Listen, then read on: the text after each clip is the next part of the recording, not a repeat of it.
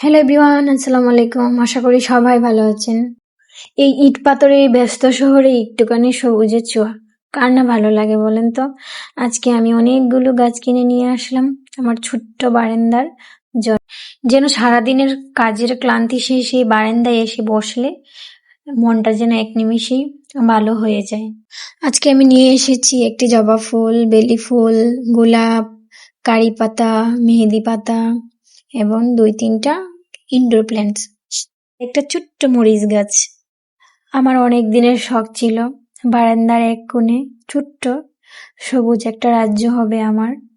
আমার হাতে 1 কাপ চা আর ওই কয়টা গাছের সাথে কাটানো মুহূর্তগুলো দিনের সেরা সময় হবে আমার। এই কনক্রিটের ভিড়ে একটুখানি প্রাণ ফিরে পাওয়ার এই ছোট্ট প্রয়াস মন জুড়িয়ে দেবে। কি অদ্ভুত ব্যাপার, তাই না বলেন?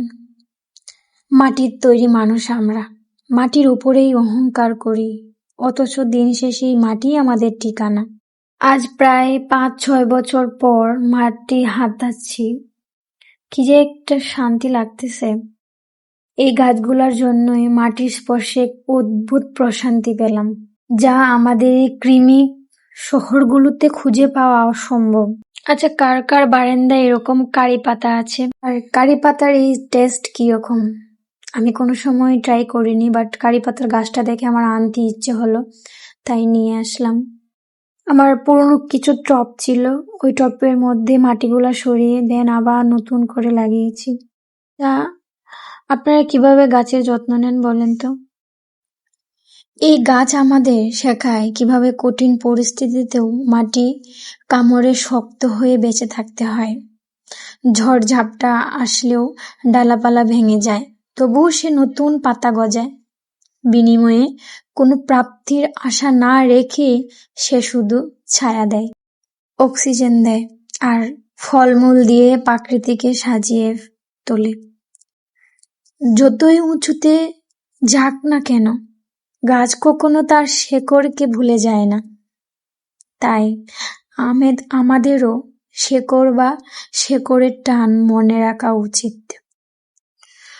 কনক্রিটের এই যান্ত্রিক ভিড়ে একটু সবুজ মানেই প্রাণ জুড়িয়ে যাওয়া এক টুকরো স্বস্তি। আমার এই বেলি ফুলা গাছটার মধ্যে সুন্দর একটা কলি এসেছে, কয়েকদিনের ভিতরে মনে হয় ফুটে যাবে। এই বেলি ফুলের গাছটা মূলত এনেছি আপুর জন্যে। আমার আপু, ওর বেলি ফুলের ঘ্রাণ অনেক ভালো লাগে। অনেক দিনের ইচ্ছে যে তার বারান্দা থেকে একটা বেলি ফুল থাকবে, ওই বেলি ফুলের ঘ্রাণ তার রুমকে একদম সুঘ্রাণে ভরে দেবে, তাই তার জন্য নিয়ে এসেছি। আর এই জবা গাছটা অনেক অনেক লম্বা ছিল গাছটা, আমি এটাকে কোনোভাবেই কাটতে পারতেছিলাম না, কারণ এর শিকড়গুলা অনেক লম্বা হয়ে গিয়েছিল, অনেক কষ্ট করে কাটছি। আমার এই মরিচ গাছেও যেন ফুল এসেছে, মরিচ ধরতেছে। গাছ লাগাতে লাগাতেই কি সুন্দর যে একটা বৃষ্টি নামলো, দেখে একদম মনটা ভরে গেল। আপনার বারান্দায় কি কোনো গাছ আছে? থাকলে কমেন্ট করে জানান। আর আজকের এই ভিডিওটি ভালো লাগলে অবশ্যই লাইক, কমেন্ট, শেয়ার করতে ভুলবেন না। আমার ইউটিউব চ্যানেলটি সাবস্ক্রাইব করতে ভুলবেন না। দেখা হবে পরবর্তী কোনো ব্লগে। ততক্ষণ সবাই ভালো থাকেন, সুস্থ থাকেন। আল্লাহ হাফেজ।